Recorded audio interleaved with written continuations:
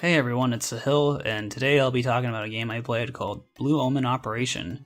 I found this game on itch.io. It's by the author Blue Omen Dev on there, but I believe they properly go by Bananasoft as stated on their Kickstarter. I'll leave a link in the description below to their Kickstarter, and also to the itch.io page where you can download a free demo of this game. Blue Omen Operation is described as a fast-paced RPG featuring an action command battle system and a classic anime-inspired art style. The game takes a lot of gameplay from Paper Mario, but it's also mixed in with a hand-drawn anime art style. Although honestly, this art style reminds me a lot of Undertale, but that just might be because of the 2D nature of the game. The story revolves around two characters, Jiro and Yakiko, who are looking for these things called soul lamps. They meet a bunch of wacky characters on their way and have a big adventure of sorts. And there's more details on that in the Kickstarter page. I'm mainly going to focus on the gameplay. Now, I have a small disclaimer, I actually have not finished the demo. I only completed the hotel area where you have to find an item to get past two certain characters who are gatekeeping you from progressing. This took around an hour and a half for me. My reason for stopping was because I feel pretty content knowing what the game is, and I'd rather not spoil myself for the actual release.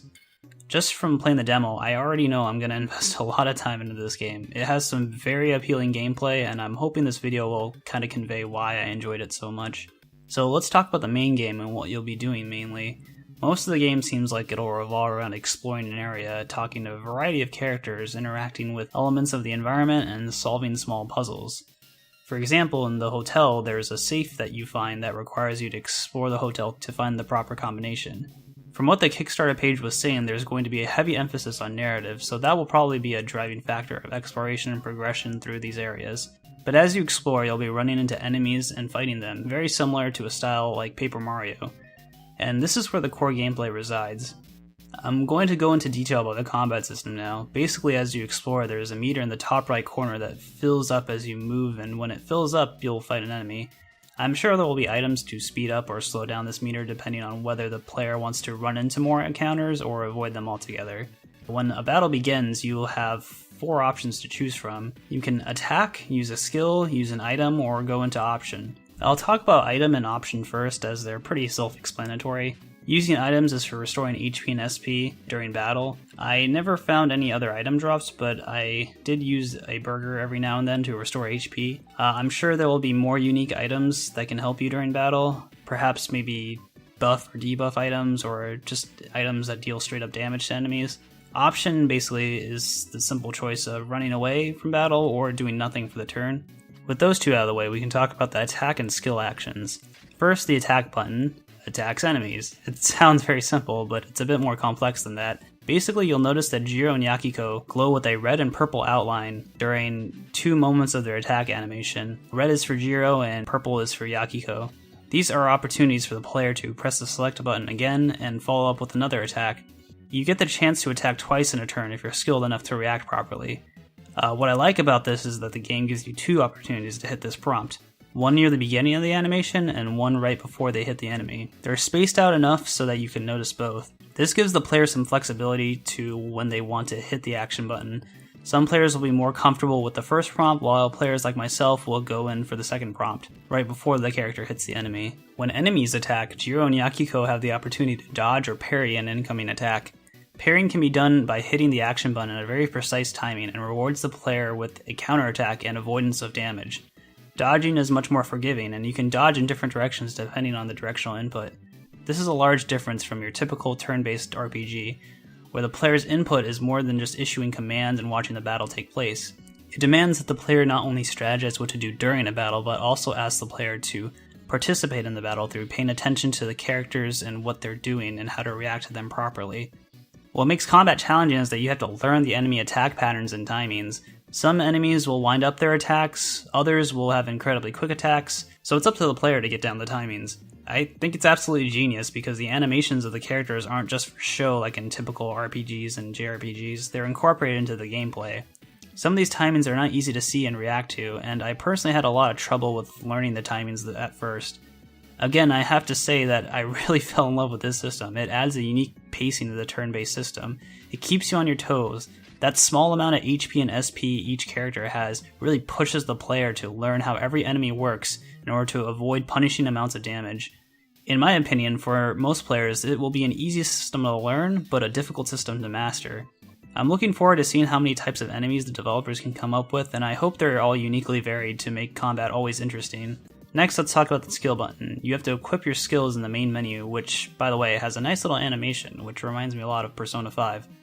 In the Patches tab of the menu are your skills and your available PP. Equipping a skill reduces PP by the given amount, so you'll have a variety of skills to choose from with your limited PP, and you'll have to incorporate your playstyle to which skills you choose. Some of these skills are passive and apply automatically, while others are active and must be used during combat for a certain amount of SP. The active skills require the player to play minigames that, depending on how you perform in the minigame, your skill's attack strength will vary. For example, Yakiko's lightning bolt spell will ask the player to input certain directional buttons in certain order than a certain time limit. Depending on how fast the player inputs these button prompts, the spell will be more or less powerful. A quicker and more correct input will deliver more damage, while a messed up input and a slower delivery will deal much less damage. Each skill seems to have a different game to play, but I only really got to mess around with the fire breath and lightning bolt skills. It seems like there will be a large variety of these skills and a large variety of minigames to correspond with them. I personally think that these minigames won't be to everyone's taste. I can't say I'm a big fan of some of them either. Jiro's fire breath skill requires button mashing, and I'm not a big fan of button mashing. Metal Gear Solid's torture scene was enough button mashing for me for one lifetime. I think it's pretty easy to wall off players who may want to use a skill that's powerful but isn't too fond or good at the minigame associated with it. I would even argue that players may have some physical barrier preventing them from performing the minigame optimally. Hopefully there is a wide variety in different skills with different minigames that can appeal to a wide array of people and won't isolate some players. And with that, that's all I wanted to say about the battle system. As with most RPGs, you gain money, EXP, and items at the end of battle. You'll level up as well. Apparently there is a place to spend money in the demo, but I didn't get to that point. I'm hoping the developers really nail a good balance between exploration, narrative, and actual combat in the game. I'm going to end on a few other points I'd like to make about a game. First, the music sounds absolutely amazing. It's very catchy and it fits very well with the game itself. The battle theme and victory theme are my particular favorites. I'm definitely looking forward to the other tracks in the full game. Second, in my experience with the demo, there was only one major bug I ran into. Usually in JRPGs and RPGs, there's a specific item to recover your dead teammates. For example, in Persona, you use a revival bead. I didn't find such an item, and I tried to use a normal burger to restore my fallen teammates' HP. The game soft-locked and I had to restart the game. Thankfully, I didn't lose much progress, and it's forgivable given that this is a demo. I thought I'd just point it out just in case any developers are watching this and haven't solved it already. So those are my impressions of Blue Omen Operation. All in all, it looks to be a very promising game. If any of this sounded even remotely interesting to you, I suggest trying the demo out yourself and checking out the Kickstarter page for more information. Hopefully this video was informative in some way, shape, or form, and I'm looking forward to playing the full release one day. Thanks for watching, and be sure to subscribe for similar videos.